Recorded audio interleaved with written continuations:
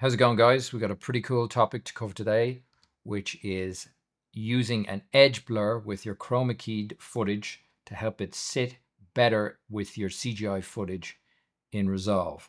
Now, there are two ways of doing this. One is in Fusion and the other is in the color page. I like to use Fusion because it means that you have more control over the image altogether. And for me, it seems that a lot of the effects work better in Fusion.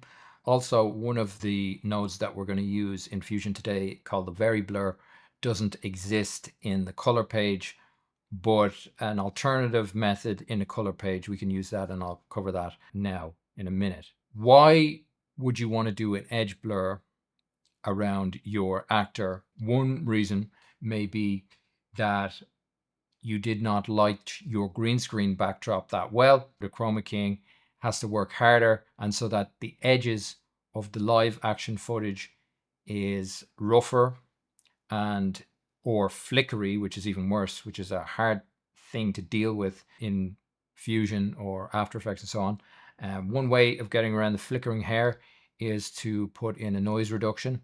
I found that helps quite considerably, but it doesn't fix every shot. So obviously, the better you light your green screen and your talent, the easier the pulling the green will be, and the better the overall better the chroma keyed composited footage will be. However, there are ways around that and ways of fixing the footage and improving the aesthetic of the footage with this technique.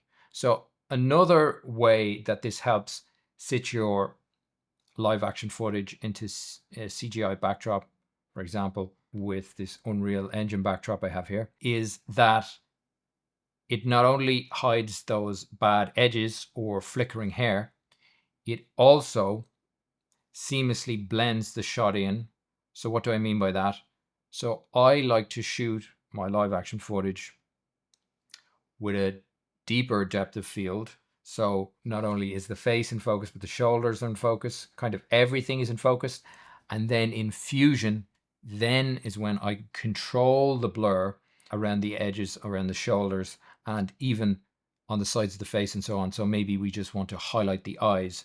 So it also doesn't look like your live action footage is this like cardboard cutout in a scene. It actually looks integrated within the scene. So once you add a few more techniques, such as putting a bit of film grain on it, some bloom and so on, and a light wrap, what will happen then is all these things add up to a better composited footage. Now, if you're interested in those topics, drop a comment below and we can cover that in another video. I use this technique pretty much every shot of my recent sci-fi film, which is a 16-minute film. It is currently on the film festival circuit, and one of the reasons I think it looks so good is this simple technique that I'm going to talk about today, and how you guys can apply this technique to your own composited footage. I also use this technique for client work when I'm doing traditional shoots. So, okay, let's get into it. So here we have the example footage that I want to use today. Now, I will start off by saying this. This footage is already got a lot going for it. One, it is lit properly, and it is lit specifically for the scene, so it already sits pretty nicely in the scene. The other thing to note is that when I shot this, the green screen was evenly lit. So as we can see here, the hair detail is maintained. And if you're interested, we can discuss how I did this light wrap in a different video if people are interested. I haven't seen much tutorials on this light wrap either, but for now, we'll just keep going with the edge blur.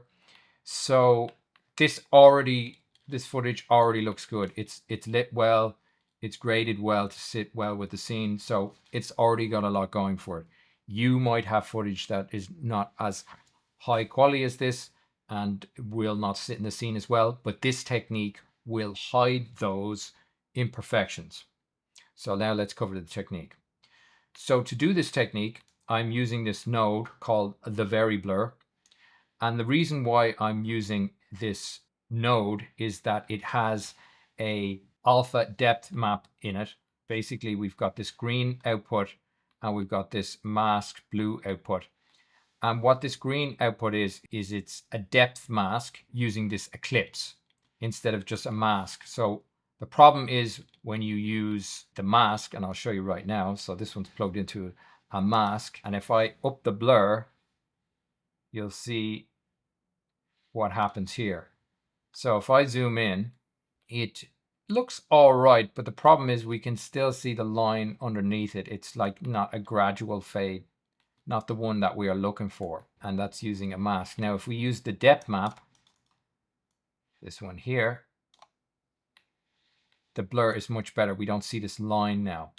Now, obviously this is exaggerated, but already you can see that with this technique, the footage is sitting really well. Now it's exaggerated, obviously, but I can blend this character's shoulder into the scene and it looks fairly seamless in my opinion.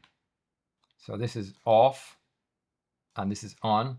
So even here we have some artifacting, if you can see this here, of the chroma keyed footage. This is weird artifacting here. This kind of thing happens. Now, it's not a big deal.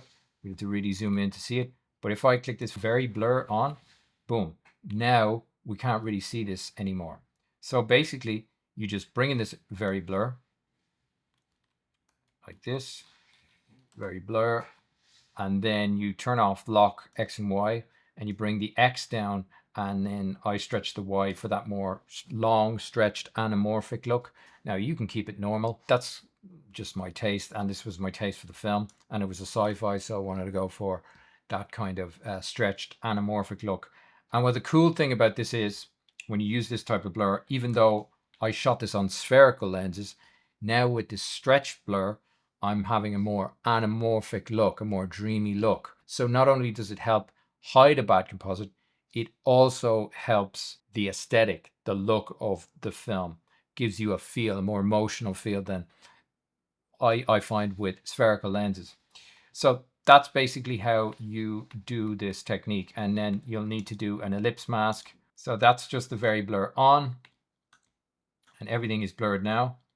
And you need to plug it into this green alpha depth map. Boom, face is completely sharp. And now the shoulder and all this blends really nicely into the backdrop. And that's the edge blur. Okay, now let's look at it in the color tab. Now, you might not think, okay, is it this profound, Fergus? Well, I think it is. I pretty much used it on every shot. Now, this is a very good shot, as I said. If you guys want to see examples of worse shots in my film where this technique was really needed to fit it in, and usually this technique is essential when the lighting just really isn't up to snuff, and it'll hide that bad lighting. Now, this was lit well, so this edge light here I put on this character sits nicely in the scene. It all makes sense, and this key light here makes sense as well. I had the lighting when I shot it going for it, but this last step with this edge blur just helps it sit even better. So the thing to note just before we switch over to the color page is that when you apply this blur, what happens is it gets rid of all this lovely grain that your footage has. So let me just show you here. There's grain in the actual video footage of me shooting on the Blackmagic 4K, and this nice grain here. But when you use this edge blur technique, it removes this lovely grain and it just smears everything out. Now, it's not a big deal, but I like to reintroduce that grain. And whenever you do composited work, the final step to fit it all together is to add a grain in at the end, just to make everything sit really nicely. So here I have my dehancer plugin, and I just click this on, and boom, reintroduces the grain back in, and that solves that problem. I also like to add a sharpen at the end of it as well, just to enhance that grain a little bit more. So very good. Yeah, so remember, if you do the edge blur, yes, it's a great technique. It helps composited footage, but just remember to put the grain at the end. Okay, so here's an example of a shot that I rendered out, and I'm going to do similarly in the color page. However, I like to do this edge blur technique in the actual Fusion page because there's just more control. Okay, so how do we do this? So the first thing we do is we add a tilt shift blur. You'll see where this is going in a minute. Okay, boom, we have a tilt shift blur. And then we'll add an ellipse node like we did in Fusion in the first one. So put this here around the face, something like this. Boom, very nice. So this tilt shift blur is adding a blur at the top and the bottom. It's not exactly what we want, but as you can see, it has a depth map in it, and we're getting a nice blend of the blurred to the sharp focus here. As you can see, we don't have any weird artifacting or lines. It's using the depth map. So what we need to do with this tilt shift blur is we come over here and then we bring this focus sweep down and we bring this in focus range. And then at custom, we go from second input. So what that is doing is it's using the depth map from this ellipse here. So we collapse this here, and then we take this blue. So we take this here and we plug it into the green one here, which is the depth map. Now it's the other way around. So we go back into the ellipse and then we reverse it, and boom, we have the same setup as we had in Fusion. So what we can do now is bring this down, go to the lens iris and bring down the anamorphism here. And obviously the blur is too much, so we'll bring this down a little bit. So now we're getting the same effect as we did in Fusion, but in the color page. So now the grain is reintroduced, and then the final node that I like to do is I like to add a sharpen node, because I find that the enhancer kind of softens the image. So then I would just bring this down. And now we have a similar look to what we had in the Fusion page. I think it looks better in the Fusion page. And one reason why is when you use this tilt shift blur, yes, you can up the anamorphism, but the slider stops at 0.430, right? You can't go any further than that. You can go the other way and you can't really go. And to me, that still looks quite spherical. I want it more stretched looking. I want a more dreamy look. So I would rather do this edge blur in Fusion. And the reason for that is, as I said, I have more control over the Y size, whereas I just don't have that control in the color tab.